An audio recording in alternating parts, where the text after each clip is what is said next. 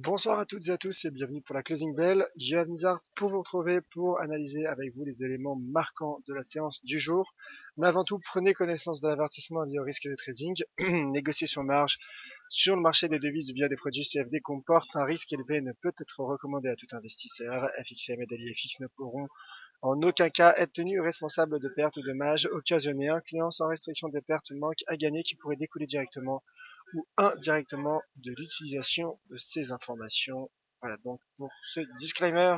Bonsoir à tous, bonsoir Damien 30, bonsoir René, bonsoir Tony, bonsoir Disque Alex et bonsoir à vous tous donc qui êtes présents notamment sur le chat. N'hésitez pas à me laisser vos messages et à me poser toutes vos questions, je serai ravi de pouvoir vous éclairer.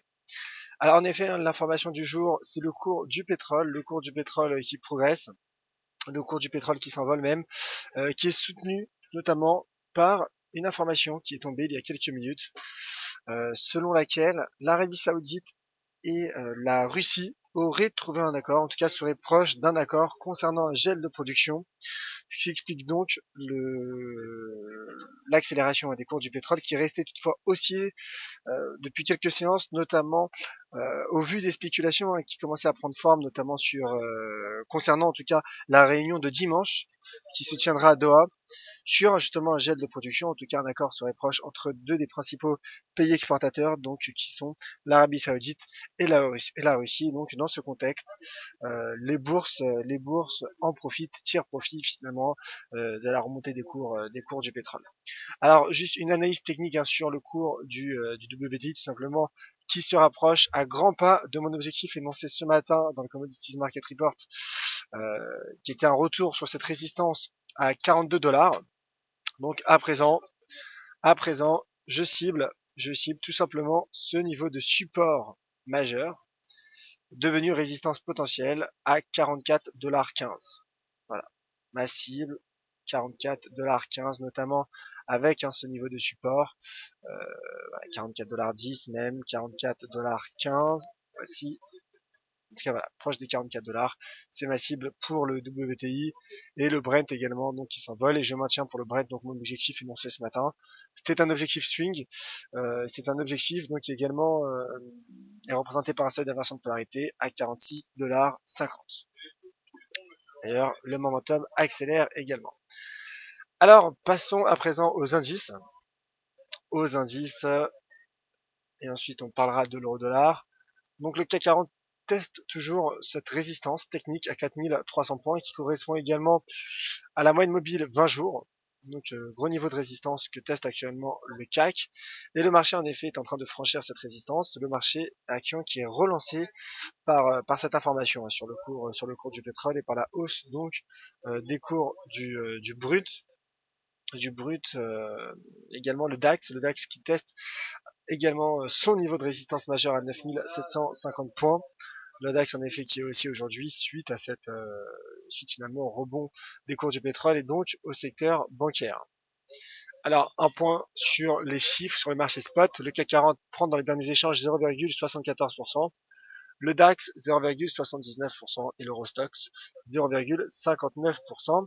Alors comme le dit Tony Lucassan, donc le FTSE 600 qui lui est, je dirais majoritairement pondéré de devises de valeurs pétrolières, pardon. Donc dans ce contexte, le FTSE tente de sortir par le haut de son range et tente de franchir donc les 6220 et la stratégie haussière de Tony prend forme et j'en suis ravi. Donc actuellement, le marché en tout cas tente de sortir par le haut de ce range, mais toutefois prudence car les bougies en cours n'ont pas clôturé et donc sans clôture, pas de stratégie de trading en daily donc ensuite. Alors justement, Giraldo qui demande à quelle heure les bougies D1, les bougies daily clôturent-elles? Bah écoutez, à 22 h heure de Paris, si je ne m'abuse. Un mot également sur l'euro-dollar qui se maintient dans son range à 1,1415 et 1,1345. Le marché se maintient dans un mouvement latéral. Ce matin, je vous faisais part également, en tout cas, j'appelais à votre prudence alors que le marché tentait de sortir par le haut de son range. Et voilà l'exemple le plus frappant. La bougie n'avait pas clôturé. Donc en effet, il ne fallait pas encore du moins dégager de stratégie haussière, puisque finalement le marché a reversé, a retracé et s'est replié sous la partie supérieure de ce range, donc sous cette résistance à 1,1415 $. Et d'ailleurs le cours qui a même atteint la partie inférieure à 1,1345 et qui rebondit actuellement.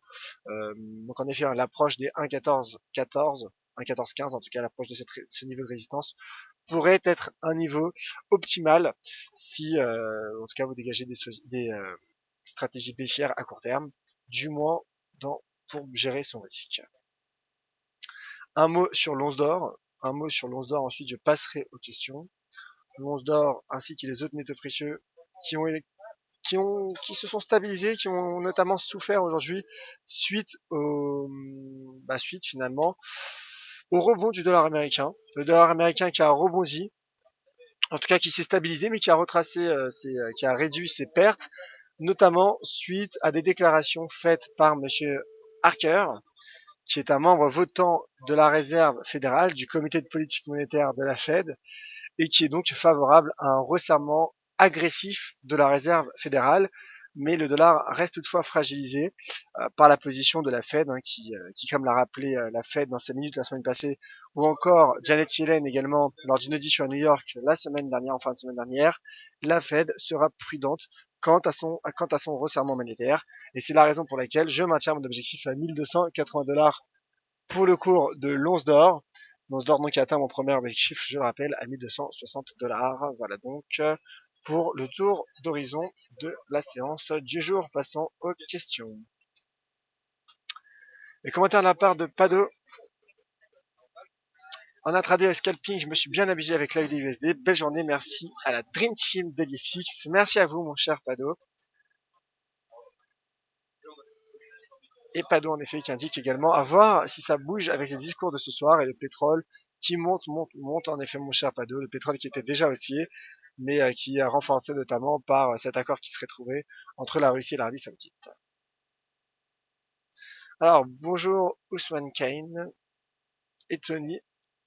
Merci bien, je suis d'accord, surtout que je suis plutôt baissier aux États-Unis. Bah écoutez, les indices de Wall Street, tiennent leur niveau de support et rebondissent également. Ils rebondissent finalement sur leur niveau de support, notamment à 2040 pour le cours de l'indice S&P, porté finalement par cette information, en tout cas cette rumeur cette information même je pense, qui a finalement relancé les marchés actions, les marchés boursiers. Et Tony justement, pour une analyse graphique du Brent, donc de Lucas Oil. En effet, Lucas Oil qui va à présent tester la partie supérieure d'un canal ascendant et qui passe en tout cas cette résistance à 43 $. En tout cas, vous connaissez ma cible à 46,50 pour le cours du Brent. Alors, Ousmane Ken, je voudrais un commentaire sur l'USD4, bien sûr. L'USD4, j'imagine, qui est baissier, clairement baissier, qui testait ce matin les 1,2845, qui est un seuil d'inversion de polarité majeur, voilà. Et l'USD4 qui s'enfonce, et donc je maintiens ma cible swing à 1,2375. Tout simplement, le dollar canadien profite de la remontée des cours du pétrole. Le dollar américain, malgré finalement une séance de stabilisation, reste fragilisé. Alors c'est toujours pareil, hein. Si la bougie en cours, la bougie journalière confirme cette cassure des 1,2845, là le signal baissier serait donné et je viserai donc les 1,2375. Visiteur pour le Forex, bonjour EuroGBP. Y a-t-il un support en H4 à 0,79735 et peut-il le tenir pour un éventuel rebond? On regarde tout de suite l'euro-GBP pour notre cher visiteur. L'euro-GBP, le voici mon graphique. Alors, un support à 0,79735. En tout cas, moi j'ai un support déjà à 0,7925. Alors, on va voir pour celui à 0,79735. Alors déjà, il y a un niveau, en effet. En daily, il y a un niveau. Alors, au niveau court terme, en H4, oui, bon, en H4, je suis un peu moins convaincu. un peu moins convaincu car finalement cela ne correspond pas directement avec la clôture de bougie. Toutefois, en daily, en effet, il y a un niveau qui commence à se former. Je dis bien qu'il commence. À la rigueur, je l'aurais peut-être même mis à 0,7980, mais ce n'est pas non plus transcendantal. En tout cas, moi j'ai un niveau à 0,7925 qui sert finalement d'inversion de polarité. Et d'ailleurs, comme vous le voyez également, le marché qui teste toujours, hein, puisque comme vous le voyez, l'indicateur Ishimoku est placé sur ce graphique, qui teste finalement et qui tente un rebond sur la Tenkan Daily.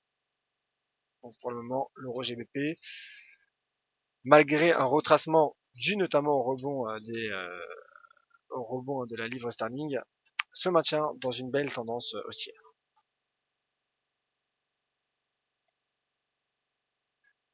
Alors, question de la part des visiteurs. Bonsoir, Yoav, un gel de production du pétrole suffira-t-il à faire monter encore les cours, sachant que la production est déjà trop élevée, déjà très élevée, pardon, face à une demande internationale de moins en moins importante? Bah écoutez, depuis plusieurs mois, vous connaissez ma position d'un point de vue en tout cas fondamental sur le cours du pétrole.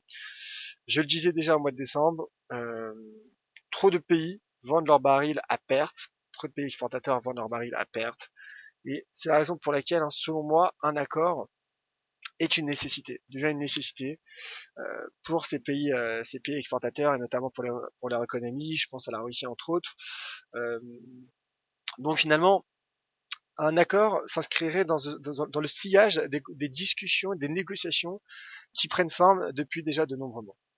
Donc oui, selon moi, un accord pourrait dynamiser une tendance latérale de moyen terme, je dirais, sur le cours du pétrole. Donc également une question de la part de Nad, hein, qui était similaire sur le cours du pétrole. Donc j'ai répondu. Alors, Tony, bah écoute, merci mon cher Tony pour ce commentaire, hein. Donc ça fait plaisir. En effet, Tony qui est ravi finalement des anticipations faites sur le cours du pétrole et de l'USD CAD.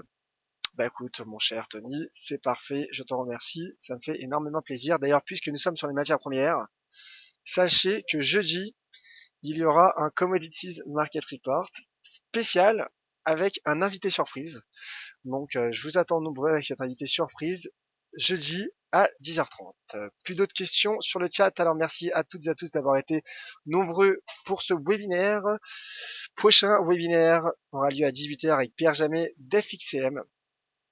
Et quant à moi, on se retrouve donc demain de vive voix à 10h30 pour le Commodities Market Report et donc pour ce tour d'horizon des matières premières et également devises matières premières. On verra si l'USD CAD a finalement confirmé sa cassure des 1,2845 ou non. Et on analysera également le cours de l'once d'or notamment. Merci à tous, c'était Yoav Nizar. Je vous attends d'ici là sur Twitter @YoavNizar et sur les différents réseaux sociaux et le forum DailyFX. Merci à tous, bonne soirée, à demain 10h30, c'était Yoav pour la closing bell de DailyFX.